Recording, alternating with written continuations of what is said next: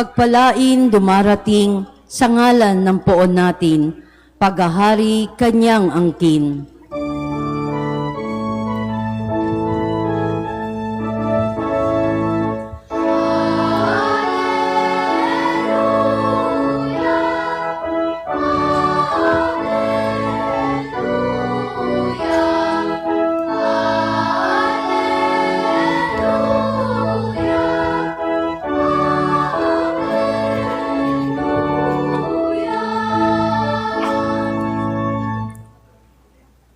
Sumainyo ang Panginoon. At sumainyo rin. Ang mabuting balita ng Panginoon ayon kay San Lucas. Papuri sa iyo, Panginoon. Noong panahong iyon, nilibak si Jesus ng mga pinuno ng bayan. Anila, iniligtas niya ang iba. Iligtas naman niya ngayon ang kanyang sarili. Kung siya nga ang Mesiyas, ang hinirang ng Diyos. Nilibak din siya ng mga kawal, nilapitan at inalok ng maasim na alak. Sinabi nila, kung ikaw ang hari ng mga Hudyo, iligtas mo ang iyong sarili.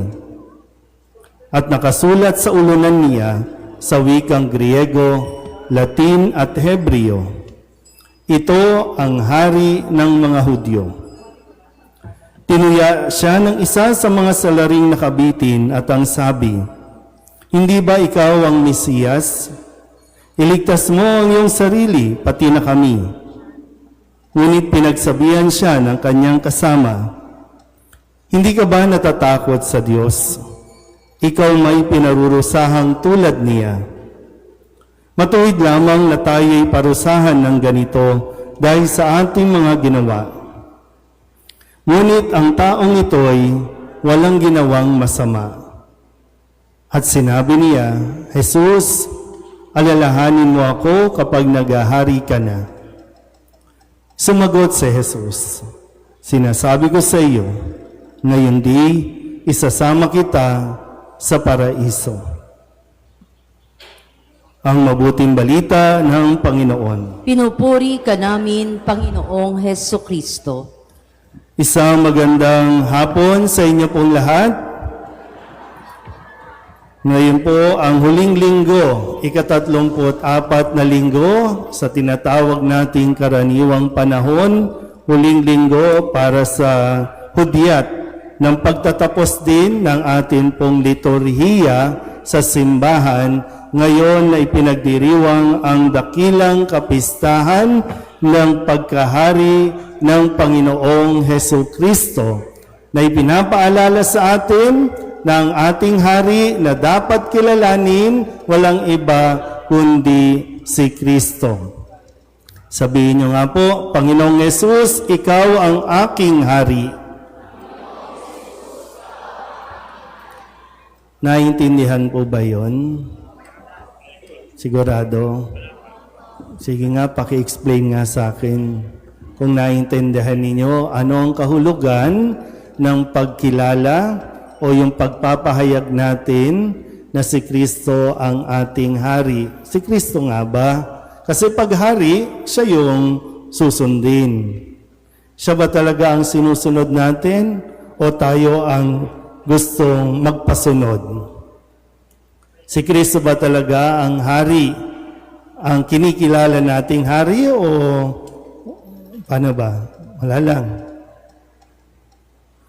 Tumayo nga po ang Paris Pastoral Council Officer. Ang Paris Finance Council. Ang mga coordinators ng mga ministries and organizations. So ito po ang mga naglilingkod sa ating pong simbahan. Pwede bang humarap kayo sa mga parishioners? Pwede po bang palakpakan natin ang mga ito? Sige po. Mapuna. Pwede bang tumayo ang lahat ng mga miyembro o members ng bawat organisasyon o ministries ng ating parokya? Kayo, hindi ba kayo kasali? Yung choir, sakristan. Sabihin nyo nga, susunod ako sa Panginoon. Susunod ako sa Panginoon. Ang Panginoon, sabihin nyo, ang Panginoon, because di ba, uulitin, di ba? Oh. Ang Panginoon, ang aking hari. Sige, maupo na. Nasaan yung iba? Ha? Nasaan yung iba? Kaya kanina nililinaw ko, no? Malinaw ba sa inyo? Bakit nung inuulan si Kristo kanina, nasaan kayo? Nung pinoposisyon natin ng Blessed Sacrament, si Kristo, nasaan kayo? Napapakyut. Naghahanda ng damit. Pagpapawisan kasi. Yan. Kaya kailangan natin maintindihan ang ating paglilingkod sa halimbawa na ipinakita ni Kristo na bagamat siya ay hari, pero nasa Kanya ang dapat nating tuon ang ating pagtingin, maging ang ating pandinig, nasa Kanya dapat. Ngayon, no, inaalala natin na nakalipas na taon, nanumpa kayo na maglilingkod sa ating parokya. Nanumpa kayo maglilingkod bilang officers, bilang pinuno, bilang miyembro. Pero after 1 year, kamusta ba? Naintindihan pa ba natin ang ating pinanumpaan noon? Gusto mo ba bang ituloy? Handa ka ba? Sige, tingnan natin ha. Sa unang pagbasa, paano ba ang pagkahari? Pag sinabi kasing hari, siya ang mamumuno. Siya ang magiging pinuno, magiging lingkod. Okay? Kasi para bang pagkahari, sa pananaw ng mundo, prestige. No? Pag sinabing hari, talagang wow. No? Wow. Ang pagkahari ni Kristo ay hindi ito idiniman ni Kristo. Kaya ganun din sa mga namumuno, maging sa simbahan o sa pamahalaan, kailangan natin maunawaan na ang pamumuno ay hindi karapatan. Ang pamumuno, halimbawa, si David sa unang pagbasa. Si David ay pinili ng Diyos. Sabihin nyo nga po, pinili. Yung katabi nyo ba, pinili? Tingnan nyo nga, pinili ba? Sigurado, pinili? O ipinipilit ang sarili? Ha? Okay ba kasi yun, no? Pinili ng Panginoon si David na humalili kay Haring Saul. At nakita ng mga tao yung katangian na taglay ni David. Siya yung pastol dati. Pastol lang ito ng mga tupa. Walang alam sa pakikipagdigma, walang alam sa pamamalakad, walang alam sa kung anumang usapin tungkol sa pera. Pero yung katangian, ang pagiging pastol, yun ang ipinakilala ng Panginoon para siya maging karapat-dapat na sumunod na hari para sa bayang pinili ng Diyos. So pinipili ng Panginoon. At kailangan natin ina-acknowledge na ito ang pinili ng Diyos. O, tingnan nyo nga ulit ang katabi ninyo. Pinili ba o ipinipilit ang sarili? Kasi ngayon, no, talagang matindi. Marami ang ipinipilit ang sarili para kilalanin na sila ang may karapatang mamuno, na sinasabing sila ang magiging tagapagligtas, sila ang magiging tagapagtaguyod, sila ang mag-aahon Pero yung mga, alam nyo, no? Yung mga ipinipilit ang sarili, sana mamaya, no? Tumingin tayo sa salamin, ha?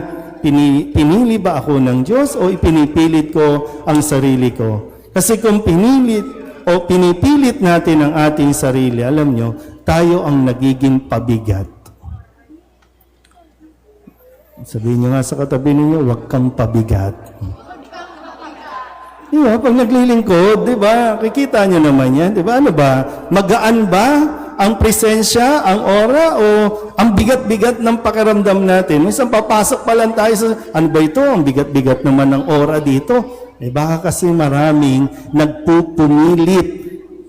Kaya yung minsan sa mga organisasyon nag-aaway-away, sa posisyon lang nag-aaway-away. Anong pinagkaiba natin ngayon sa labas ng simbahan?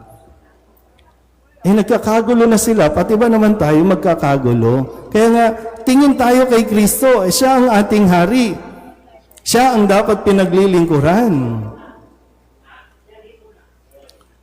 Sa ating ebanghelyo, narinig natin, itong ating hari, binubuli. Tinutuya, kasi ang tawag noon, tinutuya, inaalipusta, minamaliit, minamaltrato. Sa lingwahe ngayon, binubuli. Ganun lang din, di ba? Nagbago lang yung termino, pero binubirin mo, nakapako na nga sa krus, di ba? Oh, di ba, akala ko ba ikaw ang Mesiyas? Bumaba ka sa krus, iligtas mo yung sarili. Sabihin nyo nga sa katabi ninyo, huwag kang bully. Kaso hindi alam no? Hindi mo alam na nambubuli ka na. Di ba, no? Yun ang problema. Pag hindi natin alam na tayo pala ang nambubuli, akala natin tayo yung api, akala natin tayo yung tagapagligtas, pero tayo pala yung nambubuli. Gusto lang naman maglingkod. Bakit mo binubuli? Bakit mo inaaway? Bakit mo sinisiraan? Bakit mo hinihila? Pero, di ba, sa kabila ng pangtutuya ng mga tao kay Kristo, na kayang-kaya naman niya, hindi siya nagpatukso. Doon sa mga sinasabi, bumaba ka na dyan, di ba, makapangyarihan ka, anak ka ng Diyos, bumaba ka dyan. Hindi siya bumaba. Yung para bang hindi siya bumigay sa panunokso ng mga tao, bahala ka dyan, basta ako, tatapusin ko ang mission ko. Kasi, di ba, pipikunin ka talaga Si Kristo, bahala kayo. Focus ako, hirap na ako dito. Iintindihin ko pa kayong nambubuli sa akin. Malinaw, ano ang goal? Mamatay siya sa krus, kaligtasan ng tao. Ang sabi ng mga sumisigaw, iligtas mo ang iyong sarili. Ang isang pinuno, namumuno, kailangang matuto kay Jesus na ating hari. Hindi sarili ang inuuna. Hindi pansarili. Ang laging iisipin, yung kanyang pinaglilingkuran. Yung kaligtasan ng iba, hindi yung sarili. Hinumiiral sa mundo natin Unahin mong sarili mo, kumuha ka ng pera.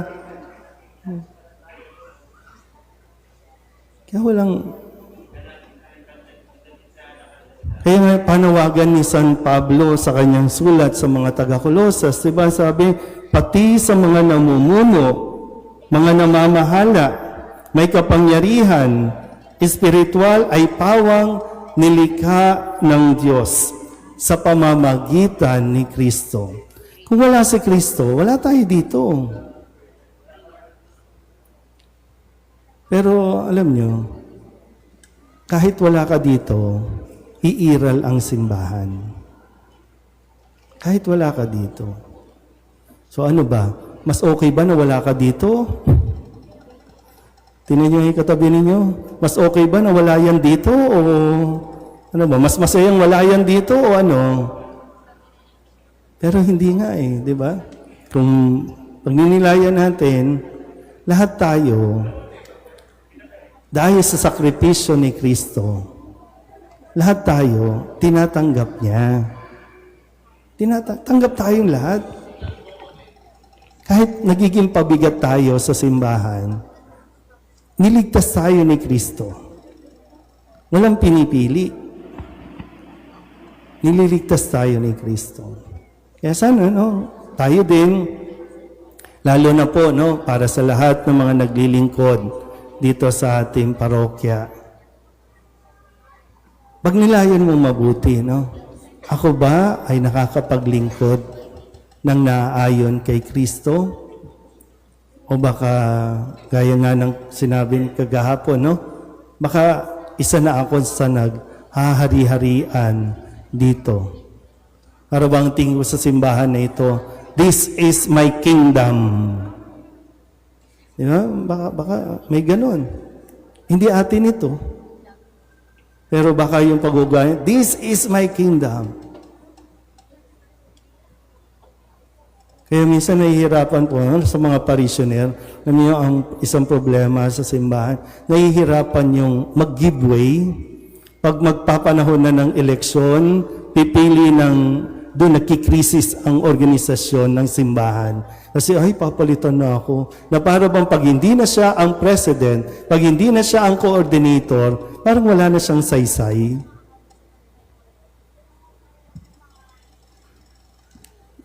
Title lang yan, pangalan yan, na may kaakibat na responsibilidad.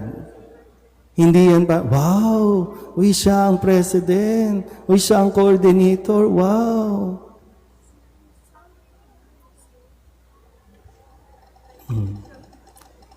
Kaya sana po, ngayong araw na ito, ng pagdiriwang natin ng Kristong Hari, ang paalala at paanyaya sa atin, i-renew natin yung ating paglilingkod at ibigay natin ang ating katapatan kay Kristo. At kung ano ang pamamaraan ni Kristo, yun ang sundan natin. Amen.